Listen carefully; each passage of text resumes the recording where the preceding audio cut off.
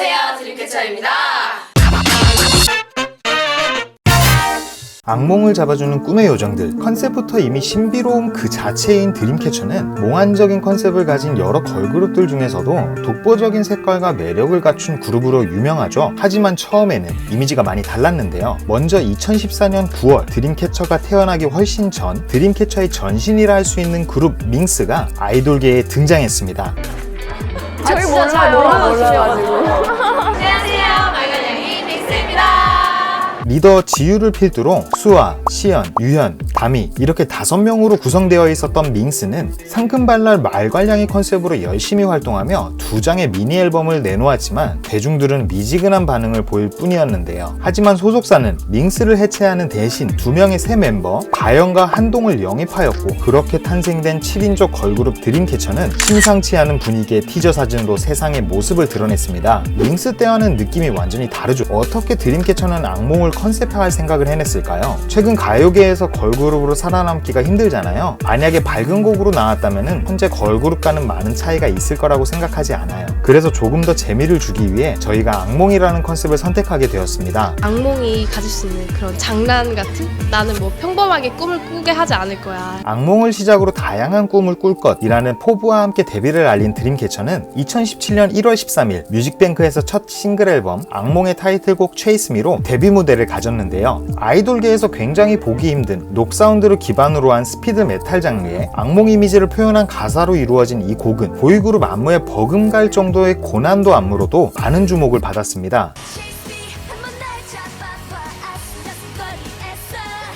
실제로 멤버들은 이 힘든 안무를 소화해내기 위해 틈날 때마다 연습을 했었고, 그러다 보니 하루 수면 시간이 길면 5시간, 어느 날은 한숨도 못 잤다고 하는데요. 거의 시간 날 때마다 틈틈이 한 것 같아요. 그리고 아이패드로 계속 그 천천히 슬로우 모션 하면서 동작 하나 어긋나면 다 맞추고 그랬던 것 같아요.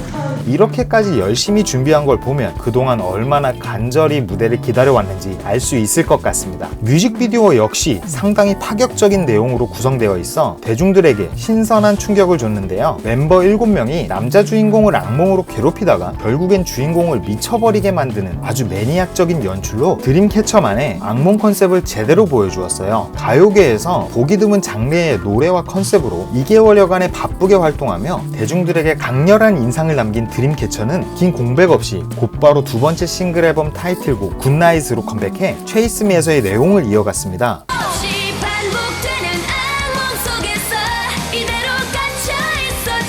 신곡을 통해 본격적인 스토리텔링에 돌입하며 드림캐쳐만의 세계관을 구축해 나가기 시작했는데요. 굿나잇 악몽 구 주제가 For a Sleep in the Mirror예요. 거울 속의 가치다. 밤이랑 저랑 동희가 이 4명을 구하는, 조동희 선배님으로부터 구하는 그 역할이었어요. 그래서 조동희 선배님 거울 속의 가치. 여전히 흠잡을 데 없는 고난도 안무로 멋진 무대를 보여주며 점점 인지도를 쌓아간 드림캐쳐. 당시 한 가지 아쉬운 점이라면 국내 차트에서 이렇다 할 성적을 내지 못했다는 점인데요. 아무래도 비주류 컨셉을 선보이는 신인 그룹이었다 보니 음원 면에서 바로 큰 성과를 내기는 힘들지 않았나 싶습니다. 하지만 드림캐쳐는 이 점에 대해 크게 개의치 않았습니다. 솔직히 눈에 보이는 결과로 따지면은 아쉬운 부분은 많지만 그래도 저희가 현장감에서 느끼는 반응들은 굉장히 좋은 반응이 많기 때문에 위축되지 않고 더 긍정적으로 힘차게 활동을 하는 것 같아요. 이렇게 사람들 많은 곳에서 우리 음악을 알리면 더 좋겠다 이런 생각을 많이 했어요. 멤버 지유의 말대로 드림캐쳐는 정말 쉴 틈 없이 힘차게 활동을 이어갔는데요. 그 노력의 결실은 신기하게도 국내보다는 해외에서 먼저 드러났습니다. 일본과 브라질에서 월드 투어까지 진행하며 해외 팬들을 만났는데, 심지어 브라질의 4개 도시에서 진행된 팬사인회 티켓은 오픈 10분 만에 모두 매진을 기록했다고 합니다. 게다가 2017년 말 빌보드의 K-POP 신인 베스트 10에서 3위에 선정되기까지 데뷔한 지 1년도 채 되지 않은 아이돌 그룹이라기에는 믿기 힘들 정도로 미친 행보를 보여준 드림캐쳐는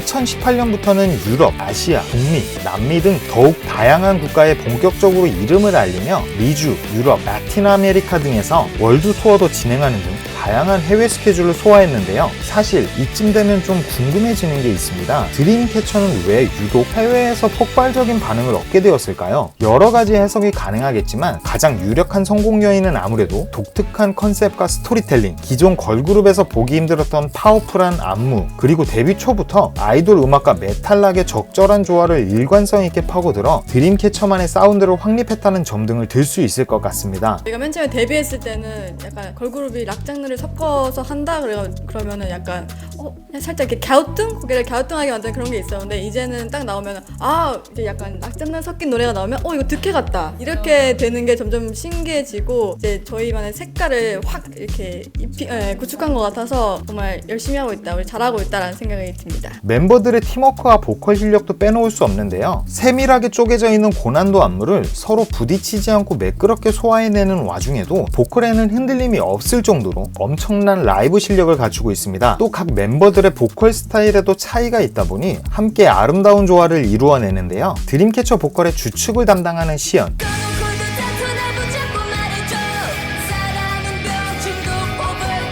대중적인 보이스로 후렴에서 주로 고음을 담당하는 유현, 특유의 가녀린 음색으로 분위기를 환기시키는 지유, 메인 댄서임에도 불구하고 엄청난 발성과 음색과 성량으로 드림캐쳐에서 컨셉을 너무나도 잘 살려주는 수아, 그 어떤 음역대도 소화 가능한 아름다운 음색의 소유자 한동, 랩과 보컬을 모두 맡고 있으며 맑은 목소리로 어느 곡이든 자신의 목소리로 소화가 가능한 가현, 마지막으로 특유의 허스키한 저음 목소리로 탁월한 딜리버리를 자랑하는 메인 래퍼 다미까지, 마을 사람들을 겁에 찔리기에 나쁜 자를 당장 내게 데려오라며. 이 7명이 하나가 되어 소름 돋을 정도로 완벽히 무대를 소화하는 모습을 보면 이들이 한 팀이라서 참 다행이다 라는 생각이 드네요. 앞으로도 끊임없이 성장을 멈추지 않는 악몽을 잡아주는 꿈의 요정들로 오랫동안 아이돌계에서 빛나주기를 응원하겠습니다. 재미있게 보셨나요? 그렇다면 좋아요와 구독 눌러주시고요. 영상에 소개되지 않은 드림캐쳐의 재미있는 정보가 더 있다면 댓글로 알려주세요. 지금까지 두유람이었습니다.